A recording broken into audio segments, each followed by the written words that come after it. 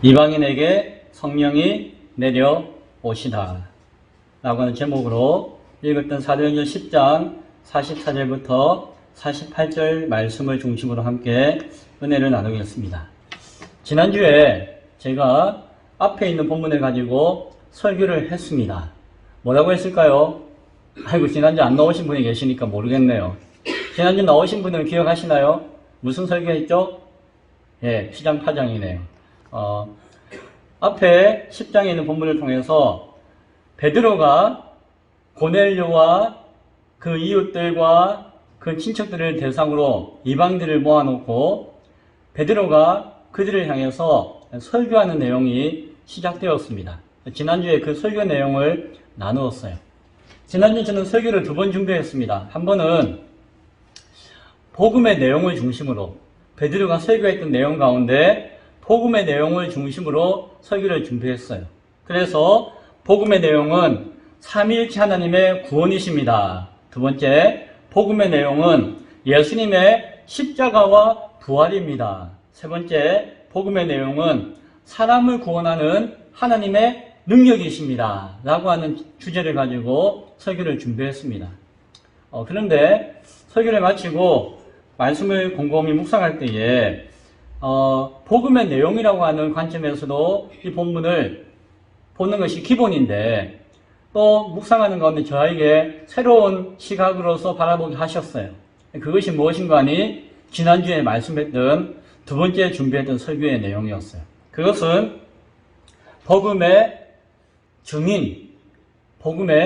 증인을 중심으로 바라보는 설교를 했었습니다. 그래서 복음의 내용을 증인이 증거하는 것이잖아요. 그래서 내용도 참 중요하지만 저는 복음의 증인에 대해서 자꾸 눈에 들어왔고 그래서 말씀을 나누었죠. 그 내용을 나눴던 것이 복음의 증인은 예수님을 아는 것과는 다른 것이다 라고 이야기했어요. 증인된다는 것은. 또 하나는 복음의 증인은 하나님이 미리 택하신 자이다.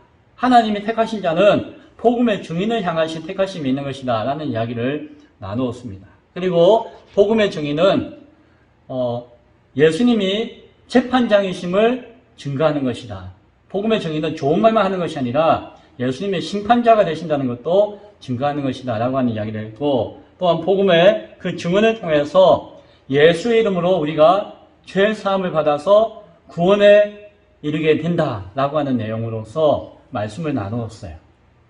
그래서 저는 설교를 2편 준비해가지고 한 편을 전했습니다. 한편 저는 2편이나 준비했기 때문에 말씀이 풍성해서 좋았겠죠. 그러나 다 전하지 못해서 아쉬워요.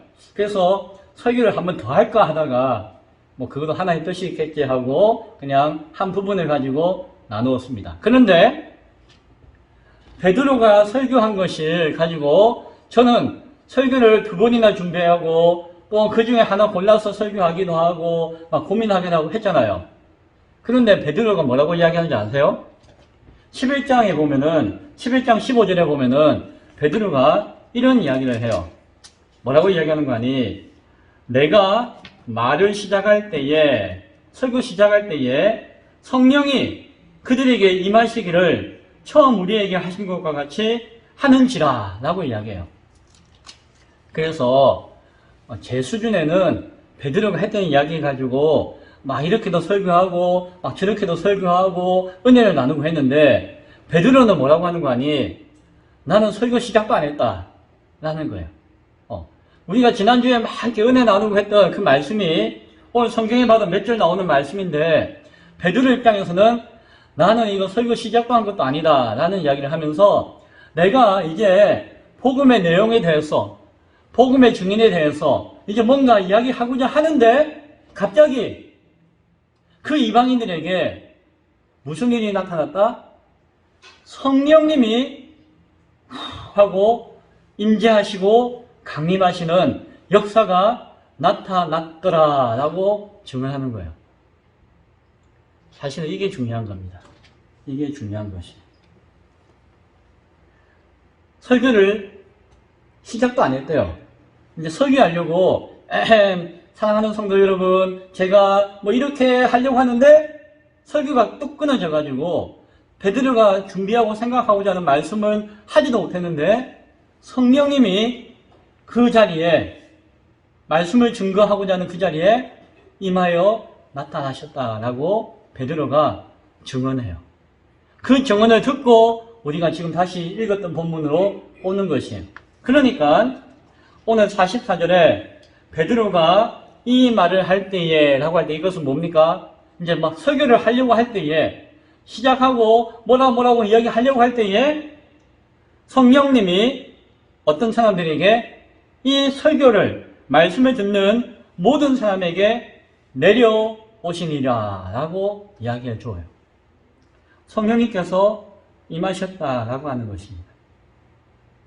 이 사건이 베드로가 그 현장에서 설교하려고 하다가 뚝 끊고 성령의 임재와 강림을 바라보면서 그 역사를 증거할 수밖에 없었던 것은 자기가 설교하는 것보다도 그것이 훨씬 더 존귀하고 높고 가치 있는 하나님의 영광인 것을 알았기 때문이에요. 아니, 성령님, 잠깐만요. 지금 제가 설교하니까 잠깐만 계세요. Just a moment. 그게 구름 사이에 잠깐 계시다가 제가 설교 짠 하고 나면은 성도들이 은혜 쫙 받고 나면은 그때 내려오세요. 그래야지 제가 체면이 서지. 아니, 저는 설교 시작도 안 했는데 성령님 오시면 어떻게 되는 겁니까?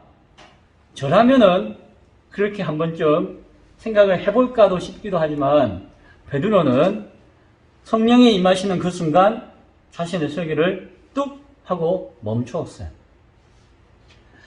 그것이 성령의 임하신 것인지 아닌지 어떻게 합니까?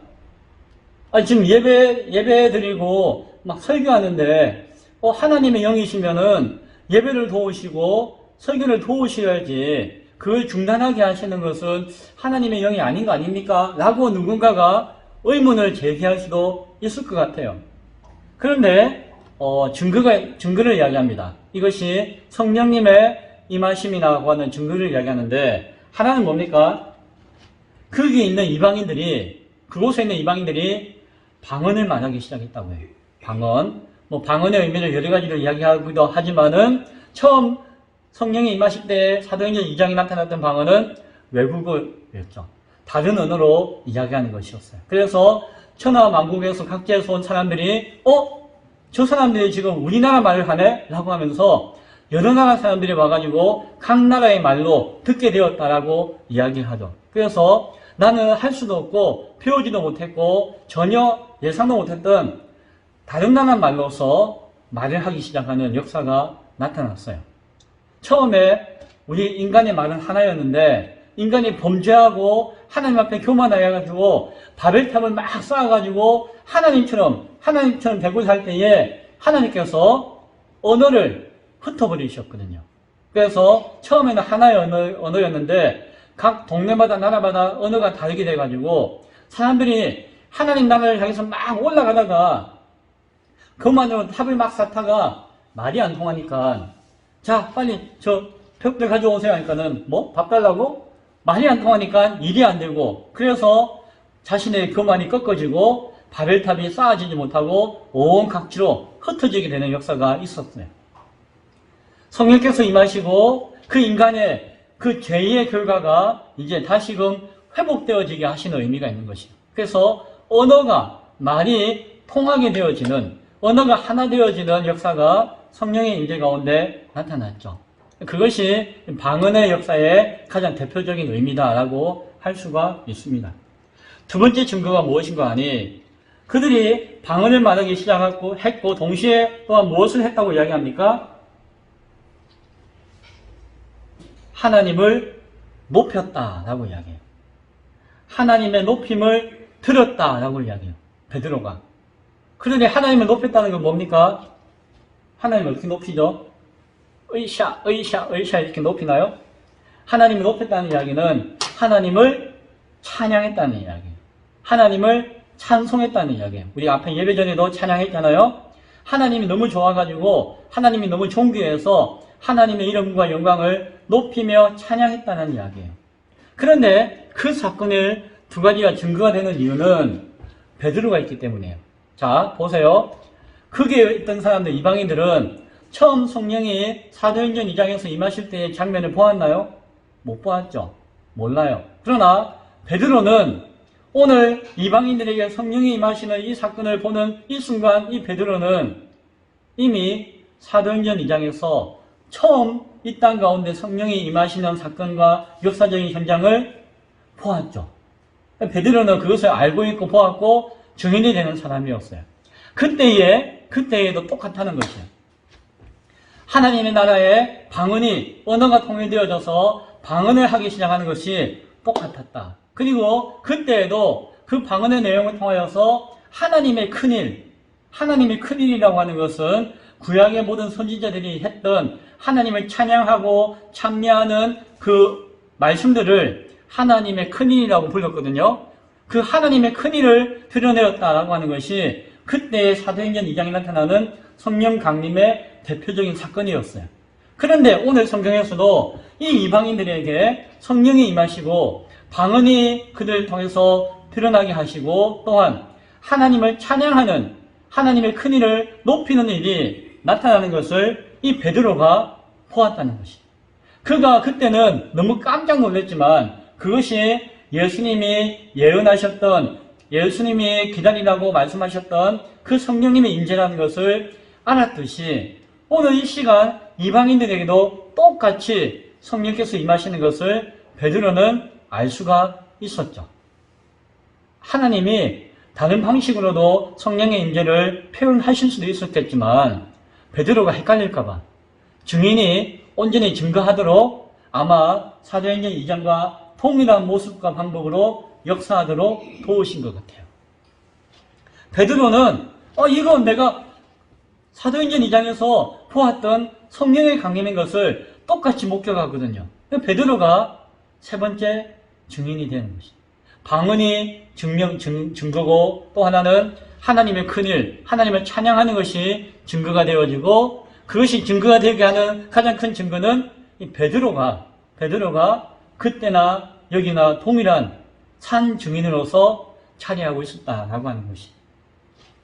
베드로가 경험했던 다락방에서의 오순절 현장과 똑같은 역사가 오늘 이곳 이방인의 오순절이라고 할 수 있는 이 자리에 고넬료의 집에서도 나타나고 있는 것을 보았던 것이에요. 그래서 성경 기자는 누가가 기록했죠. 이 사건이 성령님이 내려오셨다라고 하는 것을 분명하게 이야기해주고 있는 것입니다. 베드로는 성령께서 내려오셨다는 그 확신을 가지기 때문에 입을 다물었죠. 침묵했죠. 그리고 성령의 역사 앞에 자신의 모든 것을 내려놓고 맡겨드렸죠. 그렇죠. 더 이상 설교하지 않았어요. 더 이상 설교할 필요가 없었기 때문이에요.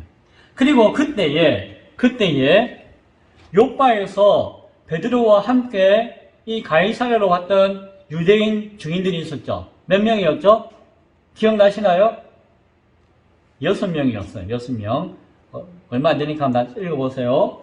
욥바에서부터 베드로와 함께 왔던 그 유대인들, 오늘 성경은 할례 받은 신자들이라고 표현하는데 유대인으로서 믿음의 성도가 되었던, 할례를 받았지만 믿음의 성도가 되었던 유대인 신분의 그리스도인, 그들 6명이 함께 이곳까지 왔었는데 그들도 그때 그 현장에서 성령의 내리심을, 성령의 강림하심을, 성령의 임재하심을 보았다라고 이야기해요.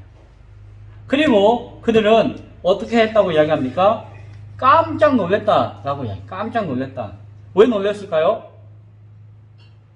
하나는 성령께서 역사하시는 그 장엄한 순간의 역사들을 그들은 경험하지 못했기 때문에 이야, 성령이 임하시니까 이런 역사와 모습이 나타나는구나 라고 해서 놀랐을 수도 있겠지만 더 큰 놀람은 무엇입니까? 저 이방인들에게 성령이 임하시네, 하나님의 영이 임하시네 라고 놀란 것이에요. 그들은 유대인이었잖아요. 이전에는 유대인인 하나님의 택한 백성인 자신들에게만 예수님을 통한 구원의 역사와 은혜가 있을 것이다 라고 생각했던 것이에요. 그래서 그들이 그리스도인이 되었음에도 불구하고 여전히 이방인을 향하신 하나님의 뜻은 몰랐어요. 그런데 이 시간에 베드로가 그들 앞에, 물론 그들이 베드로를 사모하고 기다리고 그 말씀을 앙망하는 가운데서 베드로가 말씀을 증거하기 시작하자마자 성령이 비와 같이 내렸을 수도 있겠지만 내리심으로 말미암아 하나님의 역사가 나타나니까, 이야, 이방인들에게도 성령의 역사가, 하나님의 역사가 나타나는구나 라고 하고 생각하고 놀랬다라고 하는 것이 보다 정확할 것입니다. 베드로가 이제 확인해 줍니다. 47절에 이 사람들이, 이 이방인들이 우리와 같이 성령을 받았으니 하나님의 영의 임재하심과 강림하심을 얻었으니 누가 능히 물로 세례 베풀물 금하리요 라고 이야기합니다. 무슨 말일까요? 성령을 받았다고 하는 것은 하나님의 뜻 안에서 그가 예수를 온전히 믿는 사람이라고 하는 증거라는 것이에요. 성령의 임재가 임했다는 것은 그 사람이 예수님의 증인이 되어지는 하나님이 예비하신 그 영혼이라고 하는 것은 부인할 수 없는 분명한 증거다라고 하는 것이에요. 따라서 예수의 이름과 능력을 믿는다라고 하는 사실을 세상 사람들에게 나타내고 증거하는 것이 무엇이다? 세례인데, 세례. 우리가 세례 받는다는 것은 내가 예수를 믿고 예수님이 나의 주인 되신다는 것을 세상 앞에 증거하는 것이에요. 내가 증인되는 것이에요. 나를 통해서 그것을 표현하는 것이에요. 그것이 무엇이다? 세례받는 것이에요. 따라서 성령의 임재가 왔다는 것은 분명한 증거이기 때문에 그 증인으로서의 확신한 자격이 있고, 따라서 그 자격이 있는 사람이 예수 믿는다라고 고백하는 증거로서 나타내는 세례를 받는다는 것은 당연한 것이다 라는 이야기를 해요. 따라서 성령의 역사가 있음을 내가 확인했고 내가 증거할 수 있으니 이 사람에게 예수를 증거하는 사람으로서의 세례를 주어야 된다. 세례 받는 것에 대해서 가타부타 왈가왈부하는 것은 안 된다라고 하는 것을 확증하는 것이에요. 누군가가 와가지고 저 사람들 이방인인데요. 저 사람들은 아주 하찮은 사람들인데요. 저 사람들은 못 배운 사람들인데요. 저 사람들은 이런저런 사람들인데 이 사람에게 세례를 준다고요? 예수의 증인이 된다고 하는 그 징표를 허락해 준다고요? 나는 반대입니다. 라고 이야기하는 사람이 있을 수가 있는데 그런 이야기에 대해서 인정하지 않는다는 것이에요. 왜? 성령님이 그들에게 임하였기 때문에, 그것보다도 더 분명한 증거가 없기 때문에 이들에게 세례 주어야 하는 것은 사실이고, 세례 주는 것에 대해서 거절하거나 부인하거나 반대하는 사람은 있어서는 안 될 것이다 라고 하는 이야기를 베드로가 해주고 있는 것이에요. 그래서 이 사람이 우리와 같이 성령을 받았으니 누가 능히, 다른 말로 표현하면 누가 감히 물로 세례 베풀물 금하겠느냐, 금할 수 없다 라고 하는 것이에요. 그래서 이들에게 세례를 주어라 라고 명령하는 것이에요. 확신하게 확신을 가지고 명령하는 것이에요. 그래서 이방인이었던 그들에게 최초로 예수님의 이름으로 세례를 베풀게 되는 역사가 나타나는 것이 오늘 이 사건의 우리 말씀의 핵심인 것을 바라볼 수 있어야 할 것입니다. 그런데 또한 이 말씀 가운데 중요한 말씀이 있습니다. 중요한 말씀이 있어요. 그것은 사실은 맨 마지막에 살짝 스치면서 지나가는 말씀인데 무슨 말씀인가 하니 10장 48절에 하반절에 그들이 베드로에게 며칠 더 머물기를 청하니라 라는 것이에요. 48절 제가 다시 읽을게요. 예수 그리스도의 이름으로 세례를 베풀라 하니라. 그들이 베드로에게 며칠 더 머물기를 청하니라.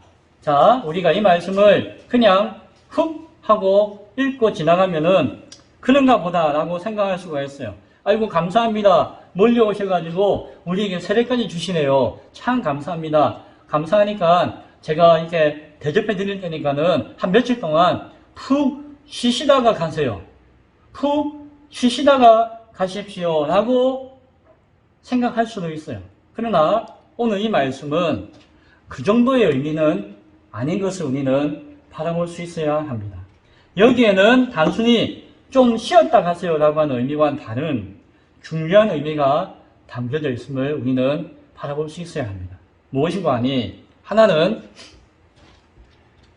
우리는 이방인이었지만 유대인들이 보기에는 인간 취급받지 못했던 그런 존재였지만 하나님의 성령이 우리 가운데 임하시고 우리가 베드로를 통하여서 세례를 받게 하심으로 말미암아 우리는 예수 그리스도의 몸된 교회가 되었습니다. 라고 하는 것이. 무엇이 되었다고요? 교회가 되었다는 것이요. 그것은 예수님의 머리 되시고 우리는 이제 한 지체가, 한 몸이 되었다는 것이요. 따라서 예전에는 내 같은 사람이 이런 생각을 했지만은 이제는 하나님 앞에 당당하게 내가 교회가 된 것을, 내가 예수님의 몸이 된 것을 내가 이제 믿고 그것을 고백합니다. 라고 이야기하는 것이에요. 따라서 나는 유대인인 베드로와 유대인인 그 증인들과 함께 어떻게 할 수 있다고요? 함께 먹을 수 있다는 것이에요. 함께 믿음의 교제를 깊이 가질 수 있게 되었다라고 하는 것을 고백하는 것이에요. 이방인, 유대인, 신분과 지위와 같은 차별이 다 무너지고 예수 안에서 깨어지고 하나가 되었다는 것을 우리에게 보여주고 나타내주고 있다는 것입니다. 한 성령님 안에서 한 믿음을 가지고 한 형제와 한 교회가 되었기 때문에 우리는 함께 먹고 마실 수가 있다라고 하는 것입니다. 또 하나는 성령께서 주시는 이 귀한 은혜의 선물을 받았으니까 우리에게는 깊은 믿음의 교제를 통하여서 무엇이 필요하다?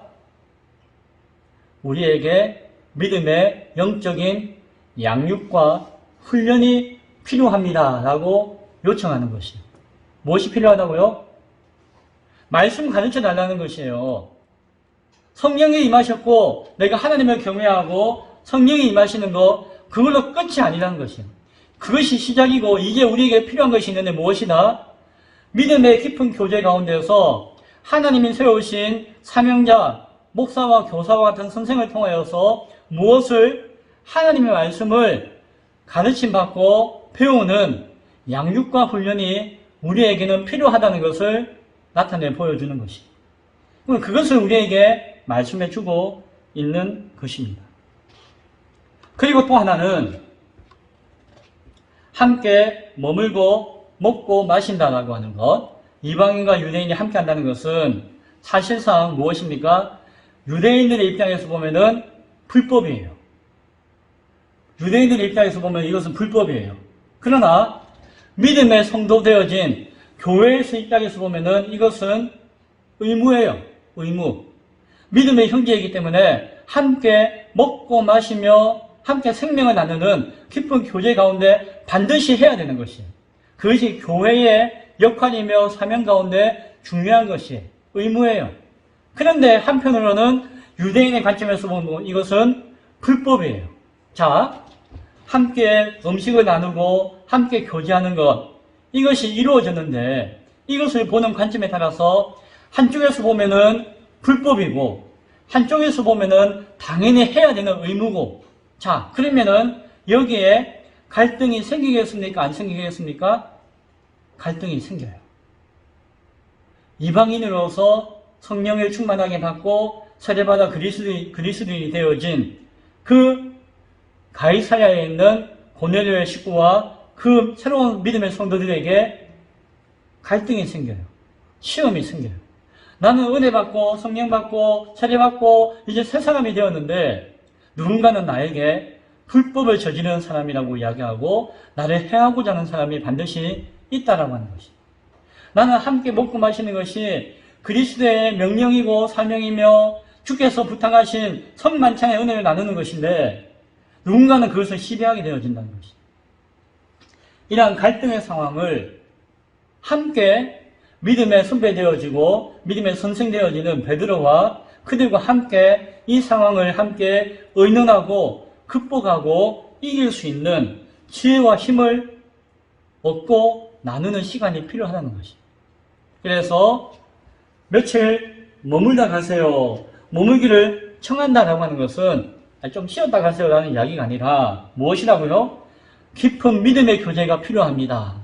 믿음의 교제를 해야 합니다라는 의미도 있고 또한 우리가 당신에게 믿음의 선배를 통하여서 말씀의 양육과 훈련을 받아야 합니다라고 하는 의미가 있고 또 하나는 그들에게 새롭게 닥치는 갈등과 시험을 이길 수 있는 힘과 능력을 얻을 수 있도록 함께 도와야 합니다라는 의미가 있음을 우리는 바라볼 수 있어야 할 것입니다. 이후 고넬료와 베드로의 모습은 어떻게 되었을까요? 베드로의 모습은 이제 이어지는 11장에서 또 나와요. 그 모습을 읽어보면은 베드로는 이런 이방인을 향한 하나님의 역사가 나타났음에도 불구하고 그 증인이 되었음에도 불구하고 그것을 받아보지 못했고 경험하지 못했던 예루살렘 교회와 갈등 관계에 빠져요. 예루살렘 교회, 그 유대주의자들로 차고 넘쳐 있었던 예루살렘 교회, 비록 교회였지만 이방인을 향하신 하나님의 뜻을 받아보지 못했기 때문에 베드로가 그들에게 변론하고 막 가르쳐 줘야 돼요. 물론 그 안에서 여러 가지 갈등 관계가 생겨요. 어찌 보면은 우리는 베드로가 12제자의 수장이었잖아요. 대표였잖아요. 그러면은 예루살렘 교회의 대표도 베드로가 되면 참 좋았을 건데 그렇지 않아요. 역사 가운데 성경 안에서 베드로가 예루살렘 교회의 대표가 되었다, 수장이 되었다는 기록은 전혀 없어요. 예루살렘 교회는 예수님의 친동생이었던 야고보가 대표가 되기도 해요.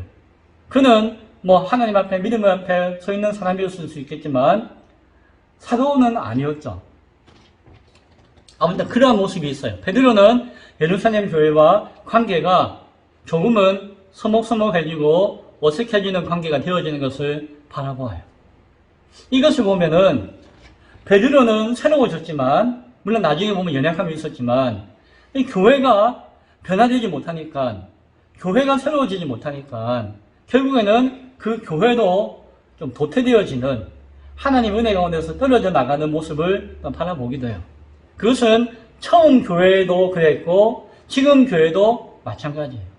우리가 보이는 이 지상에 있는 교회는 완전한 교회가 아니기 때문에 날마다 우리가 겸손히 무릎 꿇고 개혁하고 변화되고 하나님의 새로운 뜻을 받아들이지 못하면은 그냥 내가 10년 전에, 20년 전에, 30년 전에, 40년 전에, 50년 전에 그때의 내 그런 생각과 사고방식으로 교회에 머물러 있으면은 그 교회는 하나님의 역사와 동떨어진 교회가 될 수 있음을 이 지상에 있는 교회는 우리는 생각할 수가 있어야 합니다. 고넬료는 어떻게 되었을까요? 고넬료는 원래 누구였죠? 로마의 황제를 섬기는 군인이었어요. 충성! 로마의 황제가 나의 주인이십니다. 당신을 향해서 내 생명을 내어놓겠습니다. 라고 선언하고 그 일을 했던 군인이었어요. 그리고 단순한 군인도 아니고 백부장이라고 하는 장교였어요. 그러나 이제 고넬료는 바뀌었습니다. 사람에게 충성하는 자가 아니라 하나님 앞에 충성하는, 예수님께 충성하는 하나님 나라의 군사로 바뀌었어요. 이전으로 살아가기가 쉬울까요? 어려울까요? 쉽지 않을 것이에요. 그래서 우리는 고넬료가 예전에 가지고 있던 그 군인의 직업을 계속 가지면서 하나님을 잘 믿고 했을 것이다 라는 생각을 할 수도 있지만 쉬운 일은 아니었을 것이에요. 그 군대에서 그냥 가만 내버려두지 않았을 것이에요. 어쨌든 그 예전에 모든 것들을 다 내어놓고 새로운 마음과 변화되어진 삶으로서 새로운 인생을 개척해 갔을 것이다 라고 생각할 수도 있어요. 그런데 성경은 그 이후의 모습에 대해서 우리에게 말씀해 주지 않아요. 이야기하고 있잖아요. 왜 그럴까요? 저는 막 고민을 해봤는데 저에게 주신 답은 그거예요. 우리는 고넬료가 하나님의 성령의 임재와 하심과 은혜와 변화를 받아서 바뀐 모습을 바라보고 기대하지만 성경이 우리에게 말씀하시고자 하는 것은 고넬료가 아니라 무엇이다? 하나님의 섭리와 역사라는 것이다. 하나님께서 이방인을 향해서 복음의 문을 여시고 이방인을 향해서 성령을 통한 구원의 역사를 일으켜 주셨다라고 하는 사건을 우리로 하여금 바라보라는 것이. 왜? 우리도 이방인이기 때문에. 그래서 그 위대한 한 인물을 바라보지 말라는 의미에서 고넬료의 뒷모습은 성경에 기록되지 않은 것 같아요. 성경이 항상 그렇게 우리에게 이야기하고 있는 것도 사실입니다. 고넬료가 아니라 고넬료를 통해서 일으키신 하나님의 섭리를, 하나님의 큰 그림을 바라보며 이해할 수 있기를 소원합니다. 자, 이제 말씀을 한번 정리해 보고자 합니다. 베드로의 설교가 시작되어질 때에 사실 설교가 제대로 된 것도 아니에요. 이제 설교하려고 복음의 내용이나 복음의 증인에 대해서 이제 탁 던져놓고 이야기하려고 할 때에 설교는 끊어지게 되었고 성령의 역사가 강하게 임하게 되었습니다. 이방인 구원의 역사가 시작되었습니다. 그것도 로마의 총독부가 있었던 가이사랴 그 한복판에서 하나님의 교회가 이루어지는 역사가 나타나게 되었어요. 자, 여기서 정말 눈여겨볼 것이 있는데 그들은 베드로의 설교를 잘 듣고 잘 이해하고 감동을 충만하게 받았을 때에 성령의 역사가 임했을까요? 그게 아니었어요. 그게 아니었어요. 우리는 말씀을 잘 준비해가지고 잘 전하고 청중들이 말씀을 잘 듣고 잘 깨닫고 은혜 받아서 충만하면은 그때에 성령님께서 충만하게 임하시고 역사하시고 구원의 역사를 이루신다라고 생각하기가 쉬워요. 그런데 오늘 성경을 보니까 무엇이었나요? 말할 새도 없이 들을 새도 없이 성령의 역사는 나타났어요. 그래서 중요한 것은 무엇이다? 그것이구나. 저에게 주시는 감동이에요. 내가 아무리 설교를 막 잘한다고 해가지고 성령의 역사가 나타나는 것이 아니고 여기 있는 분들이 설교를 잘 듣고 잘 이해해가지고 논리를 그렇구나 은혜 받고 누구에게 가르칠 수 있는 실력을 쌓아서 성령의 역사가 나타나는 것이 아니라 저는 최선을 다해서 준비하는 것이에요. 기도하고 하나님 앞에 최선을 다해서 메시지를 받고 그리고 이 자리에 쓸 때에 이미 성령의 역사는 시작된다는 것이에요. 여러분들이 피곤해요. 일주일 내내 일하다가 피곤해요. 힘들어요. 들을 수 있는 귀가 막 안 들려요. 그러나 하나님을 사모하고 하나님 은혜 앞에 나아가고 하나님 나를 불쌍하게 여겨주세요. 하나님 내가 하나님 앞에 진실로 예배하기 원합니다 라고 중심을 향해서 나와 있는 이 순간 이미 성령님의 역사는 여러분에게 저에게 이루어지고 나타났다는 사실을 믿을 수 있기 바랍니다. 그래서 저는 가끔은 설교 듣는 사람이 막 졸고 있어도 안타깝지만 막 뭐라고 하잖아요. 뭐 어쩌겠습니까? 설교하는 사람이 졸리게 해서 졸게 한 것도 있을 것이고 또한 힘들고 피곤해서 졸 수도 있는 것이죠. 그러나 그러한 모습보다도 중요한 것은 우리의 중심이 온전한가가 더 중요하다는 것입니다. 오늘 이 이방인을 향하신 성령의 강림의 역사를 통해서 우리가 그 사실을 기억해야 돼요. 우리가 생각하는 설교를 잘해야 됩니다. 잘 들어야 됩니다. 우리의 모습이 온전해야 됩니다. 라고 하는 것은 어찌 보면은 유대인의 사고방식일 수도 있어요. 그러면은 아무도 누구 하나도 은혜 받은 사람이 없는 것이에요. 아무도 성령의 역사를 감당할 사람이 없는 것이에요. 왜? 우리는 귀도 안 들리고 글도 잘 안 보이고 이해력도 짧고 순간순간 졸 수밖에 없는 하나님도 잘 모르는 이방인과 같은 존재가 우리였기 때문에. 그러나 기억하십시오. 그럼에도 불구하고 우리가 하나님 앞에 진실한 모습으로 이곳에 있을 때에 우리가 생각할 수 없는 크고 높은 뜻 가운데 하나님의 역사가 성령 안에서 우리 가운데 이루어진다라고 하는 사실을, 또한 교회가 크다, 작다, 많은 일을 한다, 적게 한다가 사실은 중요한 것이 아니에요. 중요한 것은 무엇입니까? 우리가 온전한 교회로서 바로 서 있는 것이에요. 하나님은 온전한 교회로 바로 서 있는 그 교회 앞에 성령의 역사와 하나님의 역사를 일으키시고 함께 하신다는 것이죠.